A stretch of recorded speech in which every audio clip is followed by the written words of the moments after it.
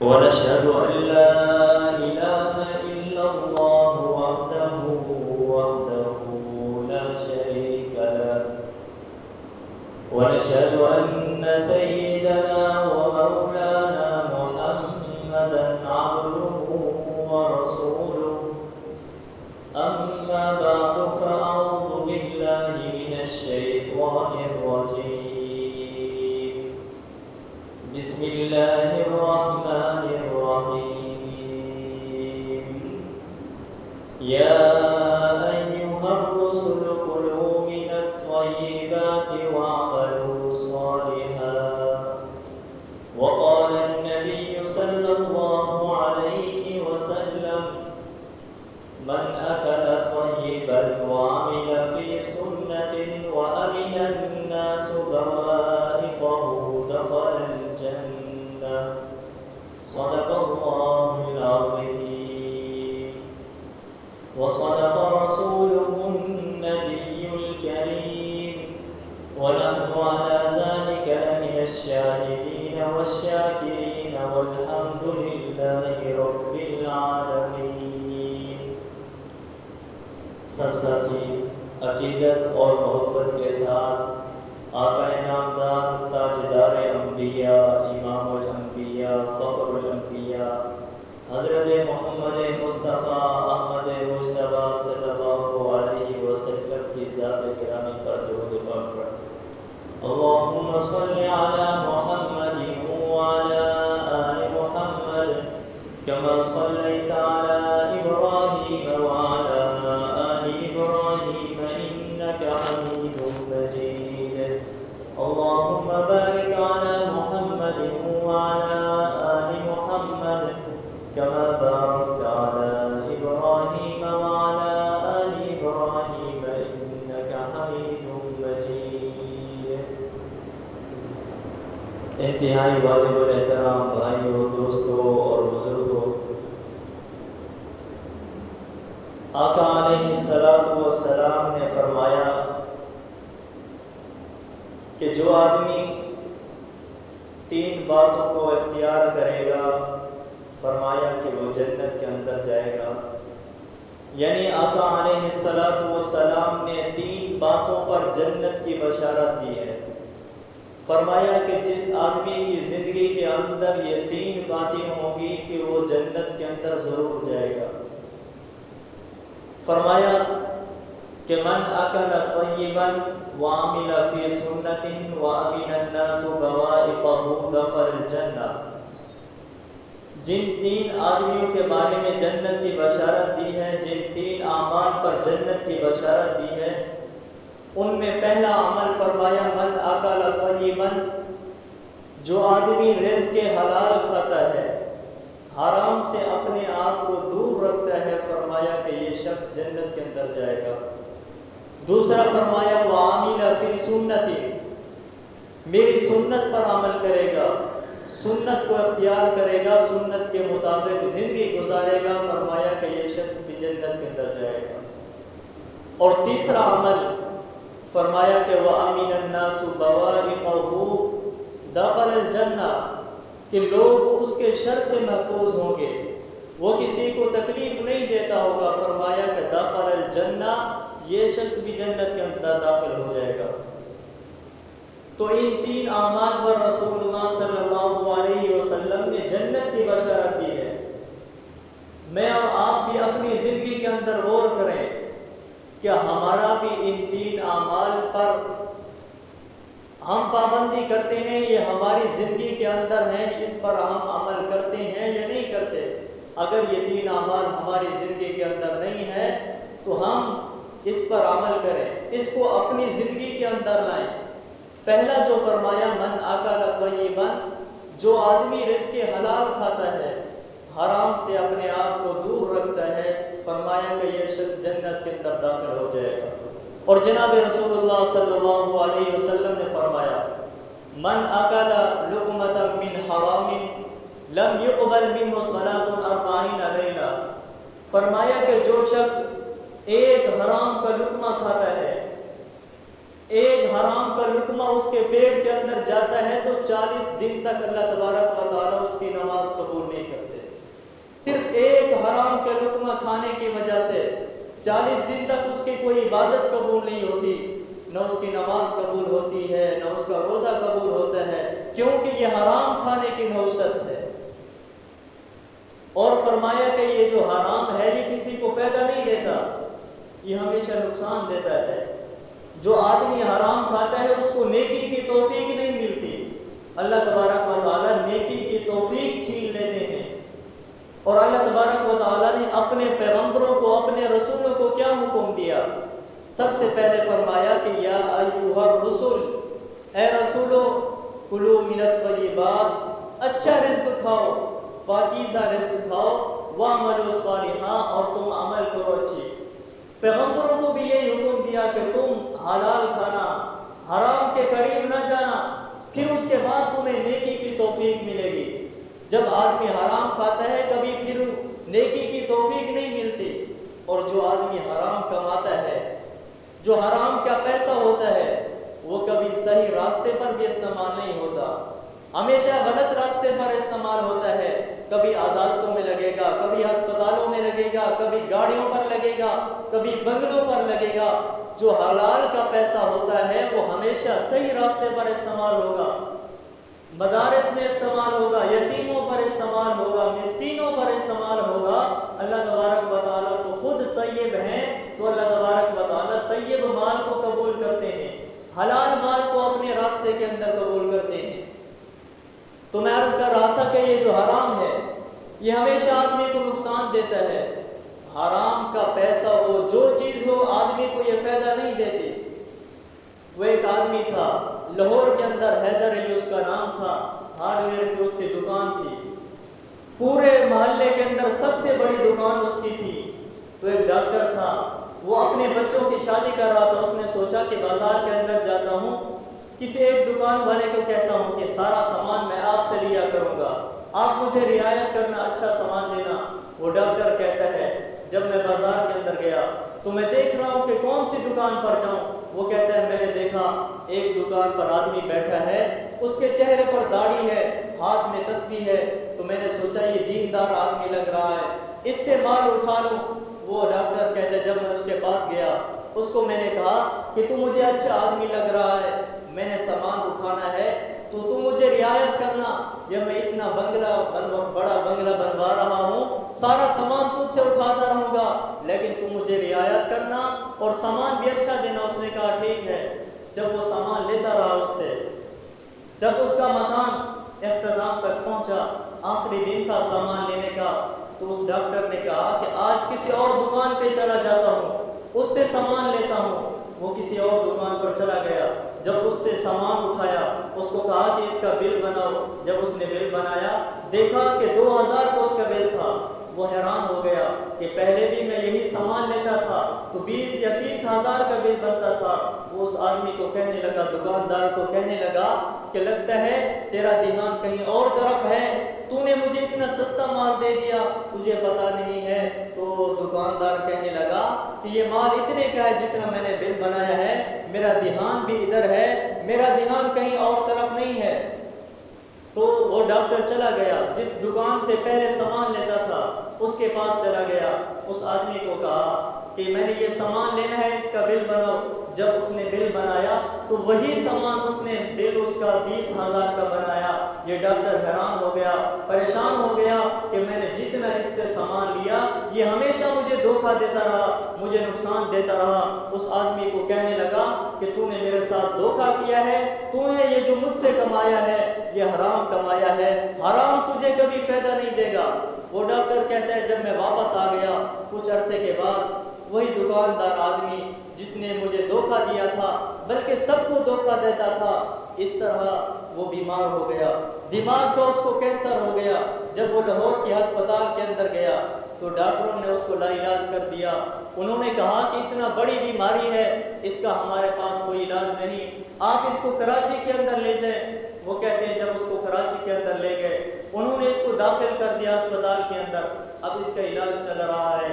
اس کا علاج اتنا مہنگا ہوتا تھا کہ اس کی جو پیچھے دکان تھی، جو لوگوں کو دھوکہ دے کر اس نے کمایا تھا، ساری کی ساری دکان اس کی بک گئی. اور اس کے جو بنگلے تھے، لوگوں کو دھوکہ دے کر اس نے جو حرام کی کمائی تھی، وہ سارے کے سارے بنگلے اس کے بک گئے.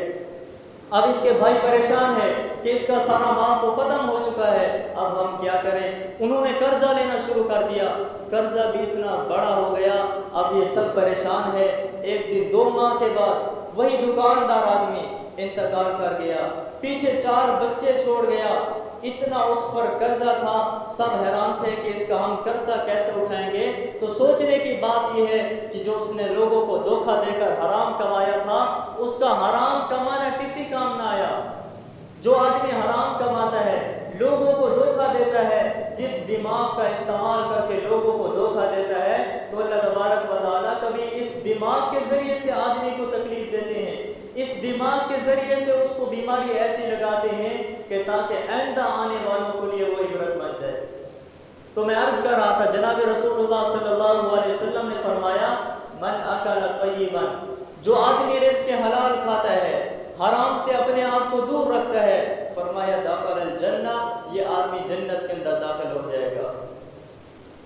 تو آقا علیہ السلام نے فرمایا کہ ایک آدمی حج پر جاتا ہے، سود کا پیسہ دے کر، رشوت دے کر، حرام کی کمائی کر کے لوگوں کو دھوکہ دے کر پیسہ کماتا ہے، پھر اسی پیسے سے حج پر جاتا ہے.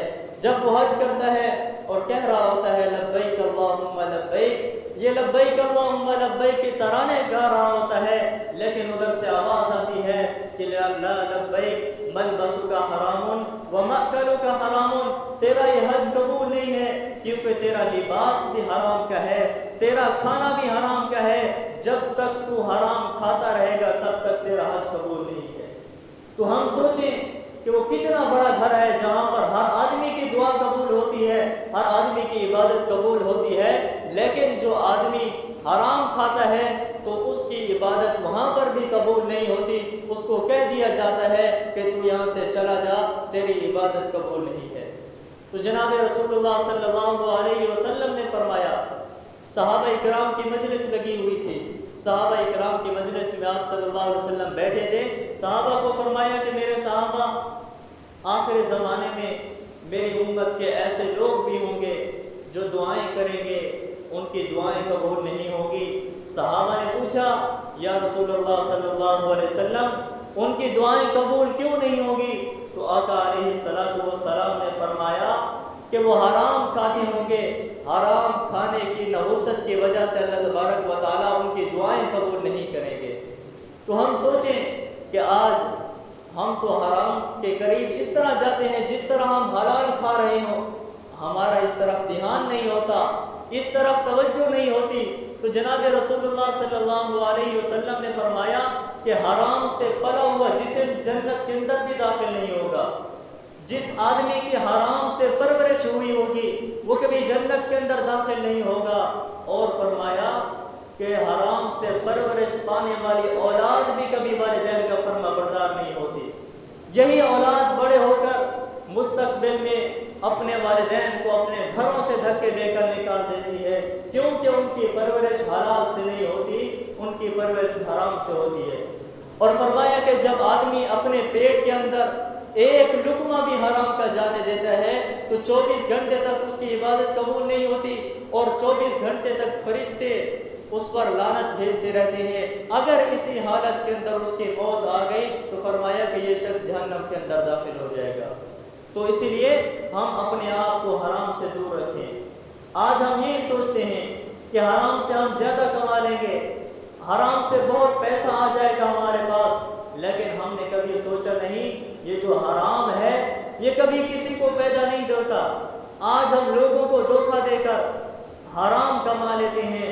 ہم یہی سوچتے ہیں کہ اس کو پتہ نہیں میں اس کو دھوکہ دے رہا ہوں، لیکن ہمیں یہ سوچنا چاہیے کہ اس انسان کو تو نہیں پتا، لیکن رب تو دیکھ رہا ہے، وہ تو پکڑنے پر قادر ہے. ان بطش ربک لشدید، اس کی پکڑ بڑی سخت ہے، جب وہ پکڑنے پر آتا ہے پھر چھوڑتا نہیں.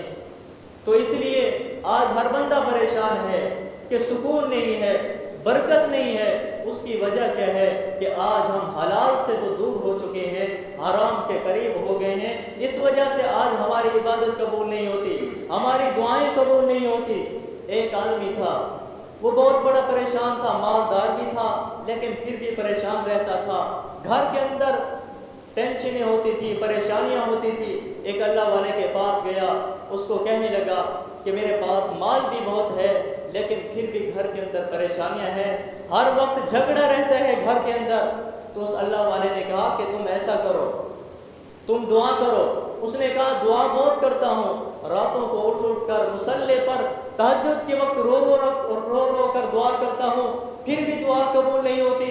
اس اللہ والے نے کہا تم ایسا کرو، سمندر کے اندر چلے جاؤ، جب سمندر کے اندر چلے جانا تمہارا جسم وہاں پر چھپ جائے گا، اپنے کپڑے اتار کر باہر پھینک دینا اور سمندر کا پانی پی لینا، پھر اس کے بعد دعا کرنا، اللہ تبارک و تعالیٰ تیری دعا کو قبول کریں گے۔ اس آدمی نے ایسے کیا، جب وہ سمندر سے دعا کر کے واپس آیا اور گھر کے اندر آیا، دیکھا کہ گھر کے اندر بڑا سکون ہے، اس کو ایسا سکون ملا، وہ کہتا ہے کہ زندگی کے اندر کبھی میں نے ایسا سکون بھی نہیں دیکھا تھا۔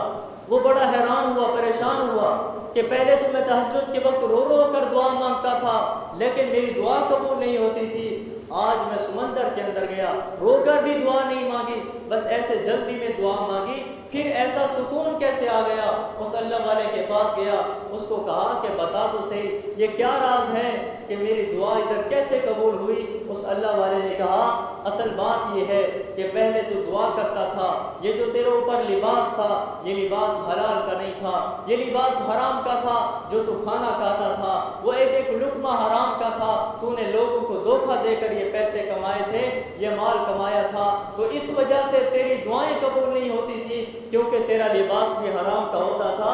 جب تو سمندر کے اندر گیا تو نے کپڑے اتار دیے تھے، تیرے اوپر جو لباس حرام کا تھا وہ اتر چکا تھا، تو نے سمندر کا پانی پیا تھا وہ تیرے لیے حلال تھا، تو اسی حلال کھانے کی برکت سے اللہ تبارک و تعالیٰ نے تیری دعا کو قبول کر لیا ہے۔ تو اسی لیے ہم اپنے آپ کو حرام سے دور رکھیں، اپنے آپ کو حرام سے بچائیں۔ اور رسول اللہ صلی اللہ علیہ وسلم نے جس دوسرے عمل پر جنت کی بشارت دی، فرمایا کہ وَعَمِلَ فِي سُنَّتِي، جو شخص میری سنت کو اپنائے گا، سنت کے مطابق زندگی گزارے گا، فرمایا کہ یہ شخص بھی جنت کے اندر داخل ہوگا۔ آج ہم اپنے اندر غور کریں کہ ہماری زندگی کتنا سنت کے مطابق گزر رہی ہے، کیا ہمارا اٹھنا سنت کے مطابق ہے، کیا ہمارا بیٹھنا سنت کے مطابق ہے، کیا ہمارا چلنا سنت کے مطابق ہے؟ ہم صحابہ اکرام کو دیکھیں کہ ان کی زندگی کا ایک ایک لمحہ بھی سنت کے مطابق گزرتا تھا، وہ تو سنت کے اوپر اپنی جانیں قربان کر دیتے تھے۔ حضرت سیدنا عمر فاروق رضی اللہ تعالیٰ عنہ ایک دن حجر اسود کے پاس گئے اور حجر اسود کو بوسہ دیا اور بوسہ دے کر کہنے لگے کہ اے حجر اسود، اللہ کی قسم میں جانتا ہوں تو پتھر ہے، نہ تو کسی کو فائدہ دے سکتا ہے نہ تو کسی کو نقصان دے سکتا ہے، لیکن آج جو میں نے تجھے بوسہ دیا ہے وہ بوسہ میں نے اس وجہ سے دیا ہے کہ رسول اللہ صلی اللہ علیہ وسلم نے تجھے بوسہ دیا تھا، اگر رسول اللہ صلی اللہ علیہ وسلم تجھے بوسہ نہ دیتے تو میں عمر زندگی بھر تمہیں کبھی بوسہ نہ دیتا، میں نے رسول اللہ صلی اللہ علیہ وسلم کی سنت کو زندہ کرنے کے لیے تجھے بوسہ دیا ہے۔ تو اتنا ان کو سنت کے ساتھ پیار تھا، اتنا محبت تھی۔ اور رسول اللہ صلی اللہ علیہ وسلم کی مجلس کے اندر ایک شخص بیٹھا تھا، تو رسول اللہ صلی اللہ علیہ وسلم نے اس کو دیکھا، اس کے ہاتھ کے اندر سونے کی انگوٹھی تھی، رسول اللہ صلی اللہ علیہ وسلم نے اس کو بلایا، جب وہ صحابی قریب آئے تو حضور صلی اللہ علیہ وسلم نے اس کے ہاتھ سے سونے کی انگوٹھی نکال لی اور کہا کہ تم میں سے یہ کوئی چاہتا ہے کہ اپنے ہاتھ میں آگ کے انگارے اٹھائے؟ کہا کہ جو آدمی یہ سونے کی انگوٹھی پہنتا ہے ایسا ہے کہ وہ اپنے ہاتھ میں انگارے اٹھائے ہوئے ہیں۔ تو رسول اللہ صلی اللہ علیہ وسلم نے اس انگوٹھی کو پھینک دیا۔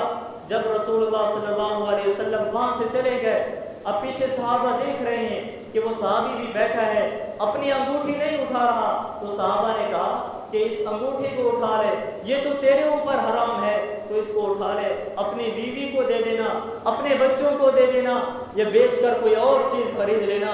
تو اس صحابی نے کہا کہ نہیں، میں زندگی بھر اس کو کبھی نہیں اٹھاؤں گا، جس چیز کو رسول اللہ صلی اللہ علیہ وسلم نے پھینک دیا ہے، اب زندگی بھر میں اس کو نہیں اٹھاؤں گا۔ اتنا ان کو سنت کے ساتھ پیار تھا، اتنا ان کو سنت کے ساتھ محبت تھی۔ آج ہم سوچیں، ہم تو بہانہ پیش کرتے ہیں، ہم تو عذر پیش کرتے ہیں، ہم کہتے ہیں کہ یہ داڑھی رکھنا تو سنت ہے، ہم کیسے رکھیں؟ اگر سنت پر عمل نہ کیا، عمل کرے یا نہ کرے کوئی حرج نہیں ہے، یہ فرض تھوڑی ہے۔ آج ہم اعتراض کرتے ہیں، بلکہ ہم آج پہلے سے بہانے ڈھونڈے ہوئے ہم نے کہ ہم داڑھی رکھیں گے، لوگ کیا کہیں گے؟ لوگوں کی باتوں میں آ کر ہم داڑھی نہیں رکھتے، ہم کہتے ہیں کہ لوگ کہیں گے دیکھو یہ مولوی بن چکا ہے۔ ادھر حضور صلی اللہ علیہ وسلم کی سنت کو ہم نے ذبح کیا ہوا ہے۔ ہم سوچیں تو صحیح، جب ہم داڑھی موڑتے ہیں، کیا رسول اللہ صلی اللہ علیہ وسلم کا دل نہیں دکھتا ہوگا؟ کیا ان کافروں نے کون سی تکلیفوں میں کسر چھوڑی تھی؟ انہوں نے کتنا تکلیفیں پہنچائی تھی؟ کبھی طیف کے میدان کے اندر انہوں نے پتھر مارے تھے۔ رسول اللہ صلی اللہ علیہ وسلم نے ہر وقت تو امت کہا ہے، لیکن آج ہمارا رویہ کیا ہے؟ آج ہمیں حضور صلی اللہ علیہ وسلم کی سنت کے ساتھ کتنا محبت ہے، کتنا عقیدت ہے کہ ہم حضور صلی اللہ علیہ وسلم کی سنت کو نہیں اپنا سکتے۔ آج ہم یہی سوچ کر جائیں کہ پہلے جو کچھ ہوا سو ہوا، لیکن آج کے بعد ہم اس داڑھی کو رکھیں گے۔ لوگ اعتراض کرتے ہیں تو کرتے رہیں، لیکن ہم سوچے تو صحیح، ایک طرف تو ہم دعویٰ کرتے ہیں کہ ہمیں حضور صلی اللہ علیہ وسلم کے ساتھ محبت ہے، ہم یہ نعرہ تو لگاتے ہیں محبت کا، ارے جس کے ساتھ محبت ہوتی ہے وہ اس کی ایک ایک ادا کو اپناتا ہے۔ اگر ہمیں بھی محبت ہے تو ہم حضور صلی اللہ علیہ وسلم کی ایک ایک ادا کو اپنائیں۔ اور یہ داڑھی حضور صلی اللہ علیہ وسلم کی سنت ہے، ہم اس کو اپنے چہرے پر سجائیں۔ جو آدمی سنت کو اختیار کرتا ہے تو اللہ تبارک و تعالیٰ اسی کی برکت کی وجہ سے اس کی تمام پریشانیوں کو دور کرتے ہیں۔ اور رسول اللہ صلی اللہ علیہ وسلم کی مجلس کے اندر ایک شخص بیٹھا تھا، الٹے ہاتھ سے کھانا کھا رہا تھا، تو رسول اللہ صلی اللہ علیہ وسلم نے فرمایا کہ سیدھے ہاتھ سے کھانا کھا۔ اس نے کہا کہ نہیں، میں سیدھے ہاتھ سے نہیں کھاتا، تکبر کی وجہ سے اس نے کہا کہ میں سیدھے ہاتھ سے نہیں کھا سکتا۔ تو اللہ تبارک و تعالیٰ نے اس کے دائیں ہاتھ کی طاقت چھین لی، کیونکہ اس نے رسول اللہ صلی اللہ علیہ وسلم کے سنت کا مذاق اڑایا۔ سنت کے مذاق اڑانے کی سزا اللہ تبارک و تعالیٰ نے اس کو اسی وقت دے دی کہ اس کے دائیں ہاتھ کی طاقت چھین لی۔ اب وہ زندگی بھر کبھی اس نے اپنا ہاتھ اپنے منہ تک نہیں اٹھایا تھا، کیونکہ اللہ تبارک و تعالیٰ نے ہمیشہ کے لیے اس کے ہاتھ کی طاقت چھین لی تھی۔ تو رسول اللہ حضرت سیدنا عمر فاروق رضی اللہ تعالیٰ عنہ کا دور ہے۔ حضرت سیدنا عمر فاروق رضی اللہ تعالیٰ عنہ نے ایک لشکر کو روانہ کیا تھا، وہ جنگ کے لیے گئے۔ جب انہوں نے بڑے بڑے قلعے فتح کر لیے، اب ایک چھوٹا قلعہ تھا وہ فتح نہیں ہو رہا تھا، تو وہاں کا جو گورنر تھا، جو امیر لشکر تھا، اس نے حضرت سیدنا عمر فاروق رضی اللہ تعالیٰ عنہ کے پاس خط لکھا، اور حضرت سیدنا عمر فاروق رضی اللہ تعالیٰ عنہ کے پاس جب یہ خط پہنچا، اس کے اندر لکھا ہوا تھا کہ امیر المومنین، ہم نے بڑے بڑے قلعے فتح کر لیے، لیکن اب یہ چھوٹا قلعہ ہے یہ پتہ نہیں ہو رہا۔ تو حضرت سیدنا عمر فاروق رضی اللہ تعالیٰ عنہ نے خط کے اوپر کچھ لکھ دیا، پھر خط کو بند کر دیا، کہا یہ اس گورنر کے پاس پہنچا دو۔ جب اس کے پاس یہ خط پہنچا، انہوں نے اس خط کو کھولا اور خط کو پڑھا، اس کے اندر لکھا ہوا تھا کہ لگتا ہے تم نے کوئی سنت چھوڑی ہوئی ہے، تو اسی کی وجہ سے یہ قلعہ فتح نہیں ہو رہا، تم اپنے اندر غور کرو۔ جب اس گورنر نے خط پڑھا، سب کو بلایا اور سب کو کہا کہ امیر المومنین کہہ رہے ہیں کہ سنت کو تم نے چھوڑا ہوا ہے، اس کی وجہ سے یہ قلعہ فتح نہیں ہو رہا۔ تو انہوں نے اپنے اندر غور کیا، سوچا اور کہنے لگے کہ ہم نے حضور صلی اللہ علیہ وسلم کی ہر ایک ایک سنت پر عمل کیا ہے، کوئی سنت ہم نے چھوڑی بھی نہیں ہے۔ تو ایک صحابی نے کہا کہ ہم نے حضور صلی اللہ علیہ وسلم کی ایک سنت کو چھوڑا ہوا ہے۔ پوچھا کون سی سنت ہے؟ کہا کہ یہ مسواک کی سنت ہے، ہم نے اس کو چھوڑا ہوا ہے، لگتا ہے اس وجہ سے یہ قلعہ فتح نہیں ہو رہا۔ جب انہوں نے کہا کہ ہاں یہی سنت کو ہم نے چھوڑا ہوا ہے۔ وہ درختوں کے اوپر چڑھ گئے، اب ٹہنیاں توڑنے لگے۔ جب ان کافروں نے دیکھا وہ قلعے کے اندر بند تھے، انہوں نے دیکھا کہ یہ مسلمان ٹہنیاں کیوں اس کو توڑ رہے ہیں اور یہ اپنے دانت تیز کر رہے ہیں، وہ بھاگ گئے قلعہ چھوڑ کر، کہا کہ لگتا ہے یہ مسلمان ہمیں زندہ کھا جائیں گے۔ تو دیکھیے انہوں نے اس سنت پر عمل کیا، اس سنت پر عمل کرنے کی وجہ سے، اس سنت پر عمل کیا، سنت کی برکت کی وجہ سے اللہ تبارک و تعالیٰ نے ان کو فتح دے دی۔ اور کہتے ہیں کہ جب آدمی حضور صلی اللہ علیہ وسلم کی سنت پر عمل کرتا ہے، سنت کو اپنی زندگی میں لاتا ہے، اپنی زندگی کا ایک ایک لمحہ سنت کے مطابق گزارتا ہے، تو اللہ تبارک و تعالیٰ اس کے رزق کے اندر بھی برکت ڈال دیتے ہیں، اس کی زندگی کے اندر بھی سکون ڈال دیتے ہیں۔ تو میں عرض کر رہا تھا کہ 3 اعمال پر رسول اللہ صلی اللہ علیہ وسلم نے جنت کی بشارت دی ہے، اور تیسرا فرمایا کہ وہ امین الناس بوائقہ دخل الجنہ، کہ لوگ اس کے شر سے محفوظ ہوں گے، وہ کسی کو تکلیف نہیں دیتا ہوگا۔ فرمایا کہ داخل الجنہ، یہ آدمی جنت کے اندر داخل ہوگا۔ آج ہم اپنے اندر بھی غور کریں کہ ہم کسی کی خوشی کا سبب بنتے ہیں یا کسی کی تکلیف کا سبب بنتے ہیں۔ اللہ والے تو اس طرح کرتے تھے، وہ انسان کو کیا جانوروں کو بھی تکلیف نہیں دیتے تھے، ان کے اندر اتنا احساس تھا، اتنا رب کا ڈر تھا۔ حضرت خواجہ باقی باللہ کے بارے میں آتا ہے کہ ایک دن رات کے وقت اٹھے، سردی کا موسم ہے، بستر سے باہر نکلے، مصلے پر آ گئے۔ جب انہوں نے تہجد پڑھی، اب تہجد پڑھ رہے ہیں، ادھر سے بلی آئی، ان کے بستر کے اندر چلی گئی، لیکن ان کو پتہ نہیں ہے۔ جب وہ تہجد پڑھ کر فارغ ہوئے، بستر کے اندر جانے لگے، دیکھا کہ اندر بلی ہے بستر کے اندر، ان کے پاس کوئی اور بھی بستر نہیں ہے، لیکن بلی کو انہوں نے اٹھانا گوارا نہ کیا۔ ان کے دل کے اندر خیال آیا کہ باہر تو سردی ہے، لیکن بلی کو ادھر سے باہر نکالتا ہوں، یہ سردی کے اندر جائے گی، اس کو تکلیف ہوگی، میں یہ نہیں چاہتا کہ میری وجہ سے کسی جانور کو تکلیف ہو۔ دیکھیے ان کے اندر کتنا احساس تھا، وہ تو جانوروں کو بھی تکلیفیں نہیں پہنچاتے تھے۔ آج تو ہم یہی ہر وقت سوچتے رہتے ہیں کہ اس کو تکلیف پہنچائے تو کیسے پہنچائیں۔ اور رسول اللہ صلی اللہ علیہ وسلم کا کیا فرمان ہے؟ رسول اللہ صلی اللہ علیہ وسلم نے فرمایا کہ المسلم من سلم المسلمون بلسانه ويده، کہ مسلمان وہ ہے جو اپنے ہاتھ سے اور اپنی زبان سے کسی کو تکلیف نہ دے۔ یہ نہیں فرمایا کہ مسلمان وہ ہے جو حج کرتا ہو، مسلمان وہ ہے روزے رکھتا ہو، مسلمان وہ ہے جو زکوٰۃ دیتا ہو، نہیں، فرمایا کہ مسلمان وہ ہے جو اپنے ہاتھ سے کسی کو تکلیف نہ دیتا ہو، مسلمان وہ ہے جو اپنی زبان سے کسی کو تکلیف نہ دیتا ہو۔ آج ہم یہی کوشش کریں کہ آج کے بعد ہم کسی کو تکلیف نہ پہنچائیں، کسی کو دکھ نہ دیں۔ اور تو رسول اللہ صلی اللہ علیہ وسلم نے جو فرمایا تیسرا عمل، فرمایا کہ وَأَمِنَ النَّاسُ بَوَائِقَهُ دَخَلَ الْجَنَّةَ، کہ لوگ اس کے شر سے محفوظ ہوں، وہ کسی کو تکلیف نہ دیتا ہو، فرمایا کہ یہ شخص جنت کے اندر داخل ہوگا۔ کسی کو تکلیف نہ دیتا ہو، کسی کو دکھ نہ دیتا ہو۔ آج ہم کیا سمجھتے ہیں کہ یہ آدمی خوش ہے تو کیوں خوش ہے، ہم اس کو تکلیف پہنچائیں۔ کسی کا سکون چھیننے کے لیے اپنی خوشی کی وجہ سے آدمی کسی کی خوشی برباد کرتا ہے تو کبھی وہ خود بھی خوش نہیں رہے گا۔ اپنے سکون کے لیے کسی دوسرے کا سکون چھینتا ہے، کبھی وہ خود بھی سکون کے اندر نہیں رہ سکتا۔ تو پہلے والے لوگ تو اس طرح تھے کہ وہ مسلمان کو کیا غیر مسلم کو بھی تکلیف نہیں پہنچاتے تھے۔ حضرت سعد بن عبداللہ کے بارے میں آتا ہے کہ ان کے گھر کے ساتھ ان کا جو پڑوسی تھا وہ مجوسی آدمی تھا، ان کا جو واش روم تھا وہ چھت کے اوپر تھا۔ جب وہ غلاظت کرتے تھے تو آدھی غلاظت ان کے گھر کے اندر آتی تھی، لیکن انہوں نے کبھی اس کو بتایا نہیں تھا کہ تیری غلاظت میرے گھر کے اندر آتی ہے تو اپنے واش روم کی جگہ چینج کر لے، کبھی انہوں نے اس کو نہیں کہا۔ وہ اس طرح کرتے تھے کہ نیچے ٹپ رکھ دیتے تھے، غلاظت اس کے اندر آتی تھی، جب رات کو تہجد کے لیے اٹھتے تھے وہ ٹپ اٹھا کر اس کو صاف کر لیتے تھے، پھر وہاں پر رکھ دیتے تھے۔ کبھی انہوں نے اپنے گھر والوں کو بھی نہیں بتایا تھا۔